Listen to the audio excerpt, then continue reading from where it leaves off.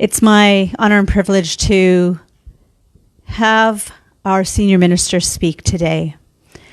It's been an interesting and challenging week for us as we had a memorial service this week for one of our dear beloved friends and practitioners.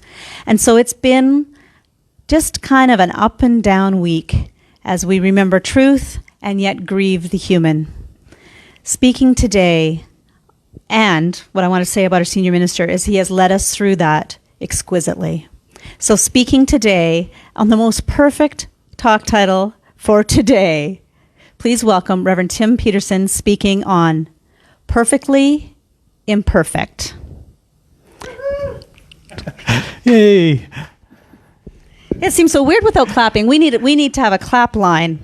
Here we go. Take care, everyone. Good morning. Good morning.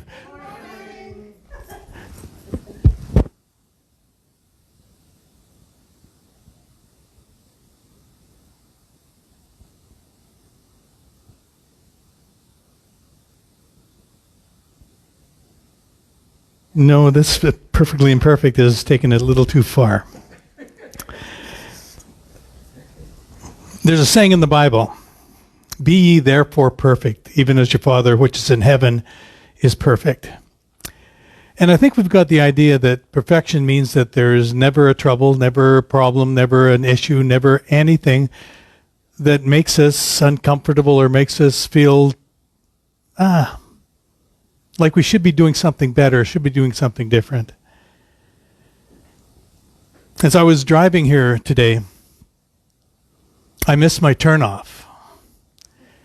And I went about another 5 or 6 miles before I really understood that I missed my turnoff. And so I had to go back and turn off again. And as I was doing that, I was saying, what the heck's going on? Why am I in this position right now? Why am I seeing this as imperfect? When it says in the Bible clearly, "Be ye therefore perfect, even as your Father which is in heaven is perfect." So we've come to the idea that there must be no disease, there must be no disappointment or some discouragement. And if there is, then we must be doing something wrong. And I don't think it's because we are doing something wrong. I think it's because we are doing something. Every time we do something, we have the opportunity to create something new in our lives or create something different in our lives. And that's a challenge sometimes because a lot of times we just want things to go perfectly.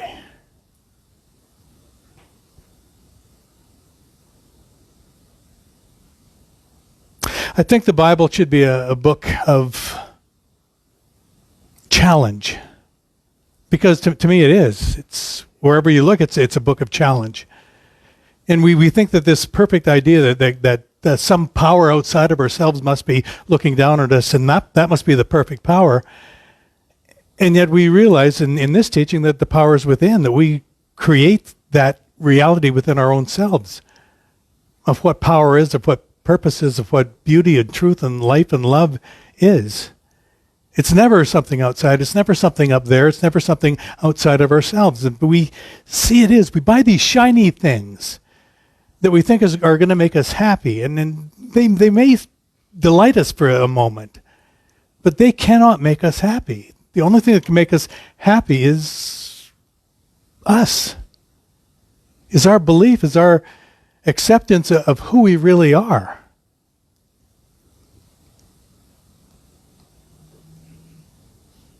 On Thursday night, we did have the memorial for Anne Richmond. And it was a tough evening for me and for a lot of us. And yet we did it, and we did the best we could. And then I went and looked at the video after that. And everything that I was doing on stage, I was wondering, I should have done that different. I should have done that better. I should have, we build something up. We see something and saying, that wasn't very good. I should have done better. And we hold ourselves to that ideal of perfection somehow.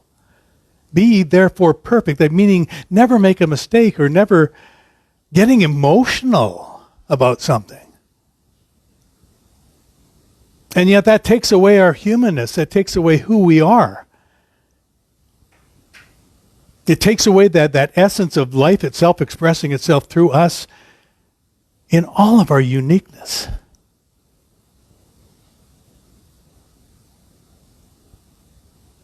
Reverend Catherine in her meditation today was talking about all those aspects of ourselves that are within us waiting to come out.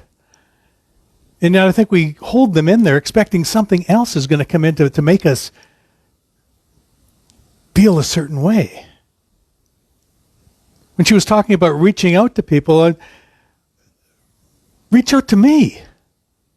Reach out to her. Reach out to anybody in our center. Just phone somebody and say, hi, how are you doing? Because I'll tell you, we're all going through stuff. This has been a year and a half of stuff. And you know what stuff means. And yet we think that we've got to be a certain way. And we don't. What we have to do is be true to ourselves. What we have to do is be honest about how we feel. Because if we're not honest to ourselves, how can we be honest to anybody else?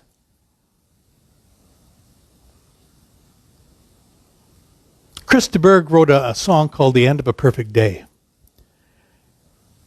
And as I was listening to the song, it's a pretty song. It's a really, really nice song. And it ends up with them singing a Christmas carol at the end of their perfect day. And everybody came in and it was a perfect harmony. And I was thinking, have I ever had a perfect day like that? And I can remember some days in New Zealand where I was there and thinking, man, does it get any better than this? I was in Hawaii and I thought, man, does it get better than this? In fact, I was in bed a few days ago and think, man, does it get better than this? You know, and it's moment by moment that we live in this perfect life, this perfect existence. And what we need is one person to say, hold it, stop thinking those good thoughts. And all of a sudden, our mind just goes crazy. We had the premier on there a couple of days ago talking about the COVID epidemic that we were in. And what I heard after that was all these things about he should have done this different, he should have done this different. Well, guess what? He didn't. And that's so yesterday. The only power we have, the only time we have is right now. So if that is all in the past, then what are we going to do today? How are we going to take this? How are we going to believe this moment and use this moment and create in this moment our future? Because if we're always going to go down that, he should have done this, I'm always going to go down that, I should have done this. I should have done this better. I did that Thursday and I'm sick of it. We don't need to do that anymore.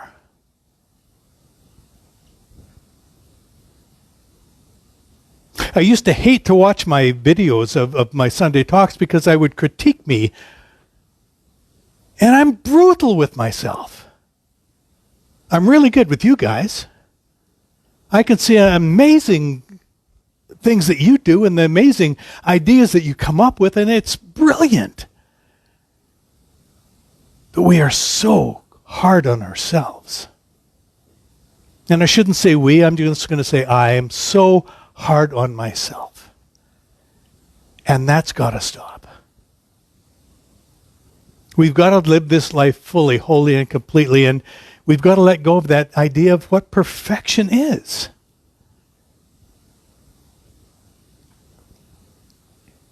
There's a television show called Deep Space Nine.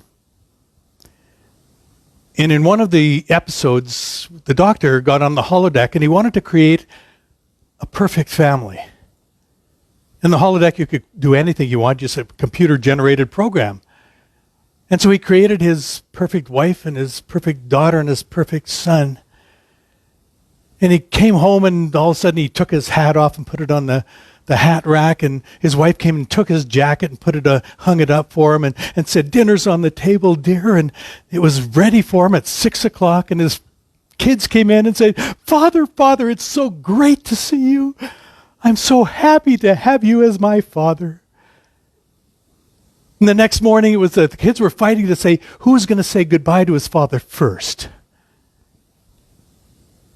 And as I was watching this, and it was years ago that I saw this, my wife said, "Would you like a life like that?"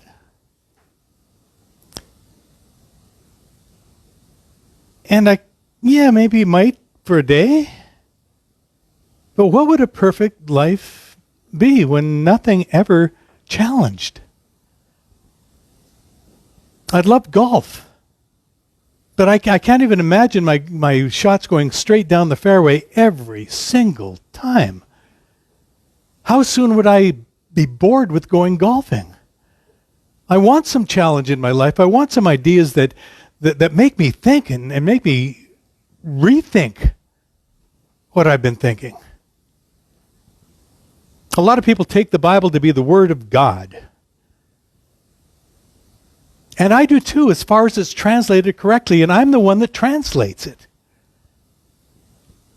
I can't understand a lot of the things that happen because I'm not privy to why it was written or when it was written. But what I can do is take an idea that comes from that Bible, from that book, and make it mine, make it unique, make it creative for me. To me, the Bible was a book of mistakes. It was like God saying, "Oh man, I screwed up. I'm going to wipe out the earth again and we're going to start again." And it's done a number of times in that. How many times do we have to start over? Well, we need to start over as many times as we need to start over to create the life that we want. And sometimes it's releasing all those things that we've held so dear in our lives. But I think what happens is we're afraid to live without having that support or that feeling that, well, they got my back. Universe has got my back. And universe doesn't it? Universe has got your front. Universe is saying, it's opening the way for us. All we need to do is step through.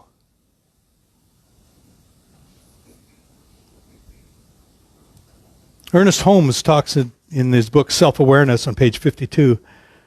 The spiritual genius of Jesus enabled him to see that each is a unique, individualized expression of the one mind. The mind of God at the center of our being ever awaits our acceptance, knocking at the door of our intellect for admission. The consciousness that walked over the troubled waters of human experience, the inner calm that stilled the tempest, is accessible to anyone. It's accessible to anyone. That means it's got to be accessible to me and it's got to be accessible to you. What we have to do is understand that there's a greater idea being made happen in this life. And what we have to do is see that greater idea and expand on that greater idea. I don't know why COVID's come into our experience. I don't know why. And really, I don't care why. But what I do care is how I'm living in this moment and what I'm doing in this moment and how I am creating my life in this moment. Because if I'm creating it from somebody else's idea or ideal of what life is, then I'm living their life. I'm not living my life. This morning, I want you to know that you can truly accept yourself, realizing that you are an incarnation of that Most High, that spiritual essence of life and love, manifesting itself as only you are in all your uniqueness, because you are unique. We gave a lot of love to Ann Richmond on Thursday. And realize we have to understand that love came deep from within. And it was not that she gave us that love, it's that love that we've always had.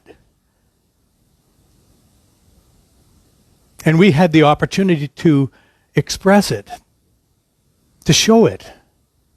We had the opportunity to grieve, we had the opportunity to celebrate a life. And I think we did. And I think it was done perfectly imperfect.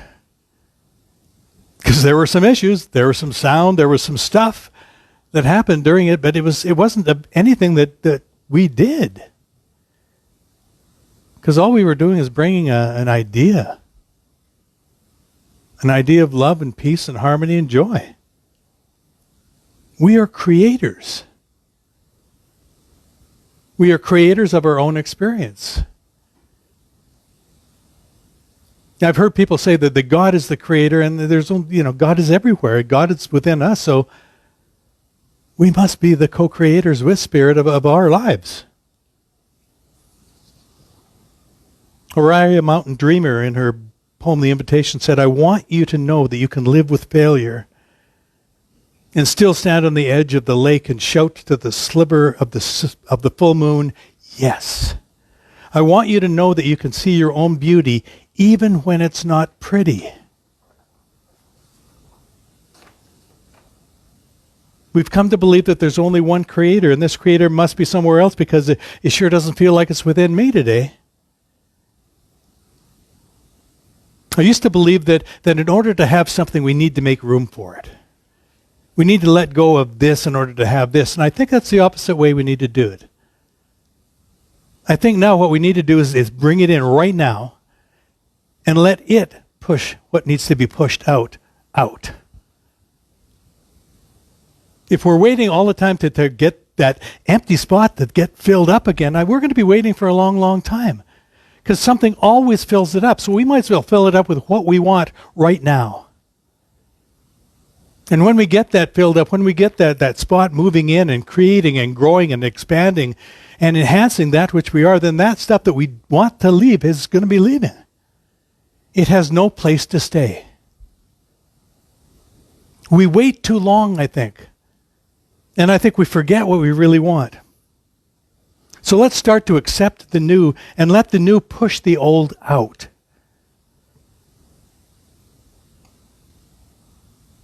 I've seen some amazing things, and we've seen some amazing things that I don't know how it happens, but I know it happens. I've seen weeds coming through concrete, forcing their way out of concrete. I've seen trees on the side of a mountain coming out of a piece of rock.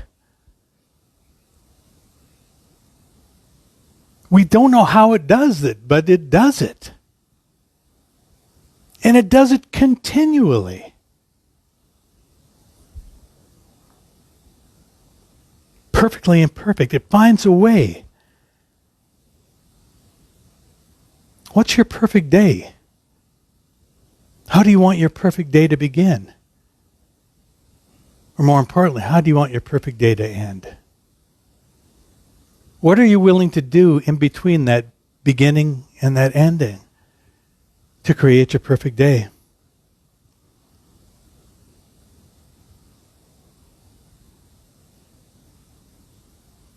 I've seen so many people.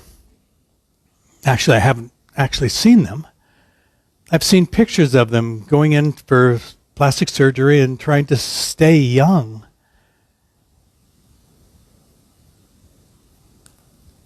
And I'm wondering if they think that they're fooling me. Because they're not. Those lines that we get in our face, those lines that we get in our life, are the lines of life. They show where we've been. They show how we've lived. I want to go used up. I want to go where my last breath goes, did it. Lived my life exactly as I wanted to live it. Expressed my life exactly as I wanted to express it. Been there for others as I've been there for myself. Because we can only begin with who we are, and we only can begin now. We all have imperfections because this is life. If we read the newspaper, we sometimes get drawn into their idea of what life is instead of realizing what our idea of life is.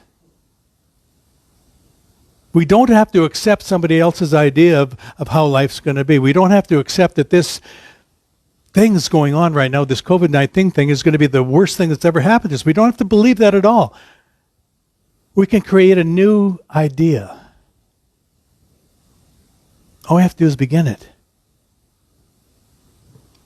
We have the opportunity to see whatever we want. And if you go to a newspaper, you can find whatever you want to find in the newspaper. If you go to the internet right now, you can get anything.